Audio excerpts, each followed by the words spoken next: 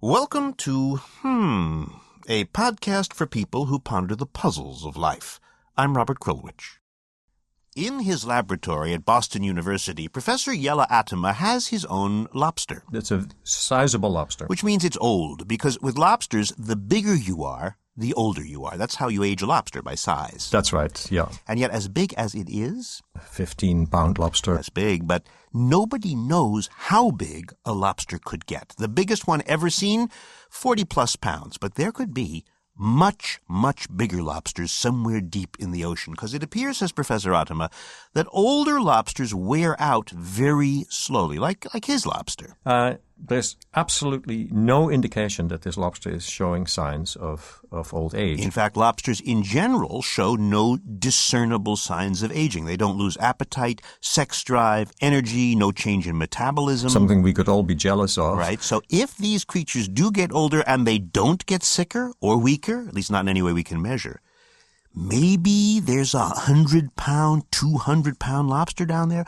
Of course, we don't know what it's like to be an old lobster, because lobsters can't talk about aging. But I did meet a lobster who sings about aging.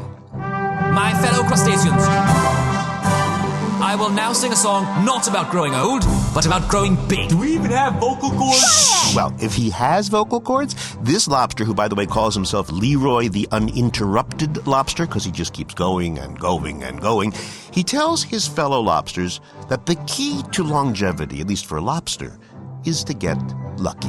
Now listen, I've never had a parasite or suffered from diseases. I've outlived my brothers, nephews, and my nieces' nieces, while they were caught and born alive and chopped up into bits. Time and again I have escaped the death we call the bisque. The bisque. The bisque. Don't want to be a bisque. I don't think so, not if you're a lobster. I've dodged the fatal blows of pounding waves and craggy coastline. A tsunami has not got me in all of my long lifetime. Oceanic accidents occur, but not to me. I'm just a growing lobster, growing all naturally. Naturally, I'm on Leroy's fillet. How did you avoid the skillet? We need to know so we can grow like Leroy, the uninterrupted long-lived lobster. It's Leroy! That's nice. I like that. Well, could Leroy then live theoretically I mean, if he doesn't starve or get parasites, if he stays lucky, is it theoretically possible there are lobsters somewhere that could be really, really huge? Yeah, I mean, theoretically, yes, I would say. If there is no further insults to the system that shut down the basic metabolism, then yes, I would imagine they could continue to live. And just get bigger and bigger and bigger. Yeah. Tell us how you did it. If it is a drug, let's get it. We want to know so we can be like you were the uninterrupted long-lived lobster. Yeah. So then, as far as scientists know, in the oldest lobsters that you guys have seen, when you look at their, I don't know whether lobsters have hearts or whether they have circulation. They sure do. Oh, they do. So yep. Do you feel them getting kind of old and cranky when they're older, or can you not tell? There's no evidence for that. And you say that the older female lobsters, they have more babies than the younger lobster ladies. Very much so. Very much so. And your old lobster in your lab, he still fights you and bites you like a young guy.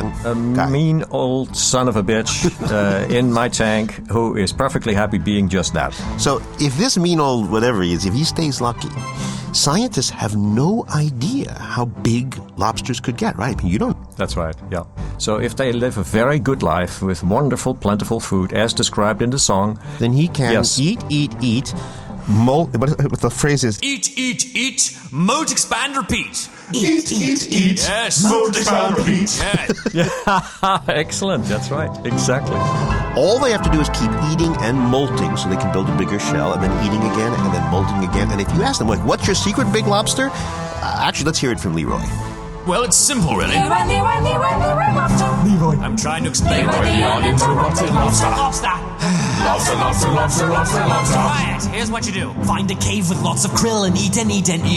And when you're safe and ready, you expand, molt, and repeat. Then two more things to keep in mind, and then you'll never age. 1. Geographic isolation. 2. Always avoid the cage. Avoid the cage. Yes, you've got the first part, and now the second part. Avoid the cage. Avoid the cage? Yes.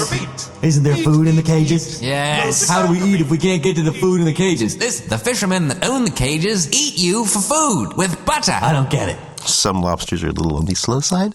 But I would say, and as any insurance company would tell you, that the reason lobsters do not go on forever is if you wait long enough, something bad will happen to you. Bad things do happen. They do happen in real world. You mean they do have pollution, they do have acid rain? Exactly. There are certain things that happen regardless. So there are seals around who could tackle a pretty large lobster. But if the lobster in your lab or some really lucky lobster down in an ocean paradise, if they can keep eating and molting and expanding and repeating, then, who knows, right?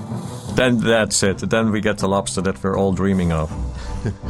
Or maybe in our nightmares, though.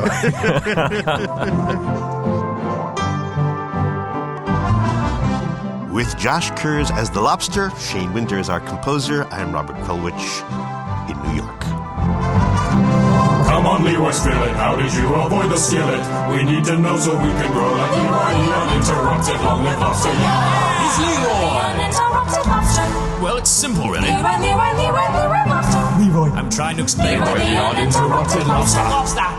Lobster, lobster, lobster, lobster, lobster. Right, here's what you do. Find a cave with lots of krill and eat and eat and eat and eat. And when you're safe and ready, you expand mode and repeat. Repeat. Then 2 more things to keep in mind and then you'll never age. 1. Geographic isolation. 2. Always avoid the cage. Avoid the cage. Now, everyone, repeat after me. Eat, eat, eat. Mode, expand, repeat. Eat, eat, eat. Yes. Mode, expand, repeat. Yes, you've got the first part. And now the second part. Avoid the cage. Avoid the cage? Yes. Expand, repeat.